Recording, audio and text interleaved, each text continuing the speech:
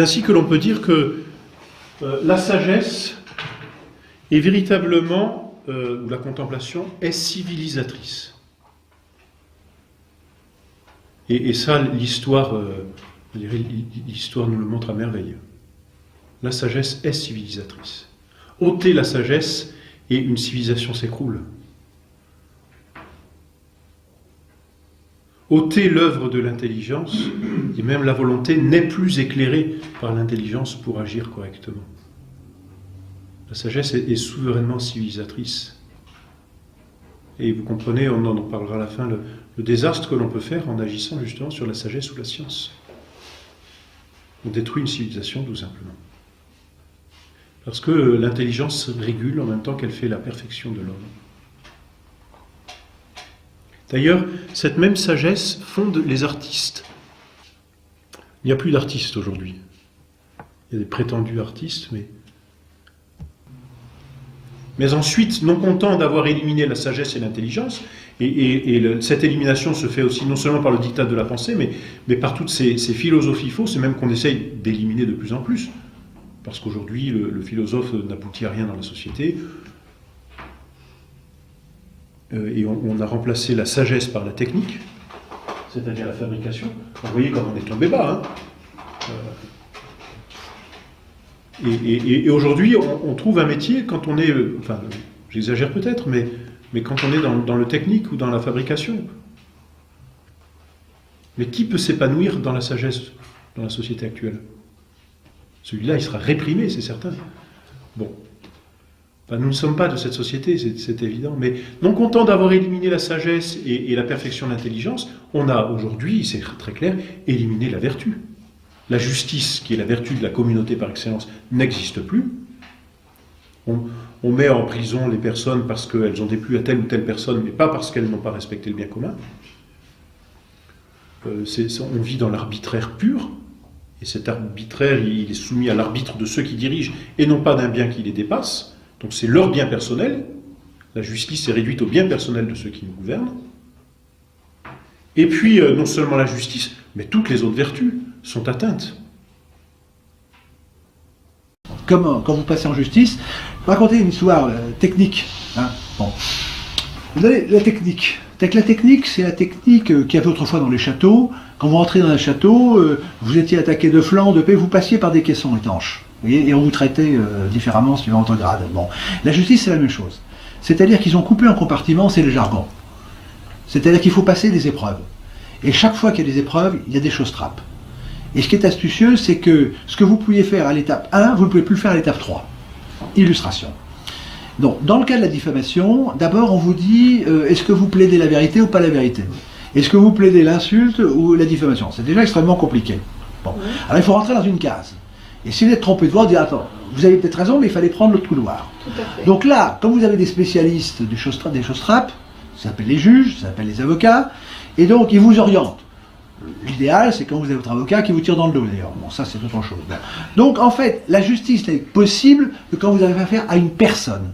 C'est pour ça que c'est intéressant. Louis XIV recevait 2 jours par semaine le moindre de ces sujets. C'est que la justice, c'est quand le plus faible peut avoir le plus fort pour couper le cou des grands.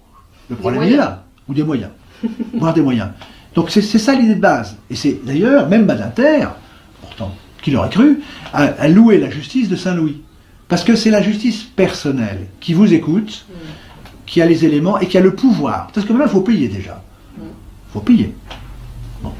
Et il faut payer, si vous avez un bon avocat ou un mauvais avocat, il faut payer à tous les sens du terme. Et en plus, et puis il faut trouver sa justice. Donc déjà, c'est perdu d'avance. Bon. Même déjà, La Fontaine, on avait dit un Mangoulard. Donc je vous explique le système. Bon, mettons que vous avez choisi la diffamation. Bon. Et puis, la diffamation et pas l'outrage. Bon. Et puis là, vous dites, je veux l'exception de vérité. D'accord? C'est vrai ce que j'ai dit. Il battait bien sa femme. Déjà, il ne faudra pas seulement dire que c'est vrai, il faudra prouver que vous le saviez, vous aviez les preuves à produire. Alors vous avez entendu crier, les cris, vous l'avez vu, mais quelle est la preuve? Ah bah oui, bon, bref. Vous y passez. Alors là, vous dites, alors on vous dit, c'est très mal, vous avez dit ça, ça et ça et ça. Il y a par exemple 5 paragraphes. Alors, pour plaider l'exception de vérité, il faut dire, je prouve que c'est vrai. Mais quoi? Tout est vrai. Vous avez Napoléon qui rentre à Moscou sur un cheval noir en regardant une femme qui était au balcon, qui elle-même versait un peu de l'eau dans son pot de fleurs. Où sont les faits là-dedans? Bon. Alors, bon, quand vous dites par exemple, bah, premier paragraphe, c'est vrai, deuxième, troisième, quatrième, cinquième, c'est vrai. Vous croyez que vous avez vraiment fait ce qu'il fallait? Non, il y a une vous plaidez. hiérarchisation, oui. Alors après, le juge, en première instance, ben, vous dit, enfin l'adversaire, l'avocat, donc je rappelle qu'il est auxiliaire de justice, hein, c'est la même famille, tout ça. Bon. Et bien il vous dit, vous n'avez pas dit quels sont les faits dont vous aviez prouvé la vérité. Donc vous n'avez plus droit à la vérité. Donc, vous ne pouvez plus dire que c'est vrai. Alors après, il reste quoi? Ben, que vous avez dit que votre voisin bat sa femme, mais ça c'est une diffamation. Vous reconnaissez que c'est pas bien de dire que son voisin bat sa femme. Oui, mais monsieur, c'est vrai. Non, non, non, non. Bon, alors, vous arrivez en appel. Vous dites maintenant, mais moi, on m'a pas dit quels sont les faits qu'on me reprochait. En appel. Hein, vous dites, ben, vous étiez de bonne foi au départ. Bon, bonne foi, vous avez dit, bon, je vais vous prouver la vérité des faits. On vous dit, non, il fallait dire lesquels. Bon, puis avec un petit rire de l'avocat. Et alors, on appelle, vous dites, ah, moi j'ai compris, vous-même, vous ne l'avez pas dit. Il dit, vous avez raison, mais il fallait le dire en première instance. C'est trop tard. Donc vous êtes sur le train, c'est un peu le train de l'horreur. Si vous voulez, on vous fait passer les trucs, on vous démolit les trucs, quitte à la fin, à ce que le juge, je vous dis, c'est une affaire précise, que je connais bien. Bon. Après, le juge trafique un texte. Parce qu'il se dit, ça peut passer en cassation. Et là, en cassation, il y a votre qui vous dit, ben, il dit c'est faux ce qu'il a dit. Il a dit que c'était blanc, c'était noir. En cassation, on vous dit, non, non, à raison du pouvoir souverain du juge, des juges de fond, vous ne pouvez pas intervenir parce que la cassation ne juge pas en fait. Elle ne juge qu'en droit. C'est bon. Alors que la Cour, je veux dire, le Conseil du roi, juge aussi en fait. Donc c'est fait avec un certain ordre, avec des labyrinthes, avec un certain jargon, pour ne pas accéder à la justice. Eh bien c'est vrai pour tout. C'est-à-dire qu'il y a un pouvoir, hein, dans tous les domaines, pouvoir scientifique, pouvoir économique, pouvoir financier, pouvoir démocratique, pouvoir judiciaire, je dirais même pouvoir religieux, qui fait que... Pouvoir politique, tout est là, qui fait que tout le langage actuellement est fait pour empêcher d'accéder à la vérité, au bonheur, et compagnie, et compagnie. Et donc, c'est bien de cela. Il faut se connaître, parce que tous les arts hermétiques sont liés à cette fameuse phrase, en grec gnotis auton, et en français, connais-toi toi-même. Nous sommes bien d'accord, c'est ce cadre-là. Ça n'est pas autre chose que si tu connais ton voisin, tu es savant, si tu te connais toi-même, tu es sage. La nuance vaut d'être notée parce que, qu'est-ce que la sagesse? C'est l'intelligence de l'intelligence. Voilà, c'est ça. Pourquoi? Parce que le cadre dans lequel on travaille est toujours orienté vers le même sujet, la conservation de la vie, son amélioration en qualité et en durée. Et comme on le sait, savoir, c'est une bonne chose, prévoir, c'est une chose supérieure. Quelle est la chose la plus importante de votre vie, après savoir que vous disposez d'un outil universel qui est à vous et qui ne vous sera jamais retiré, la volonté? C'est quoi le premier acte? S'orienter. À quoi servirait-il de marcher si on va dans la mauvaise direction?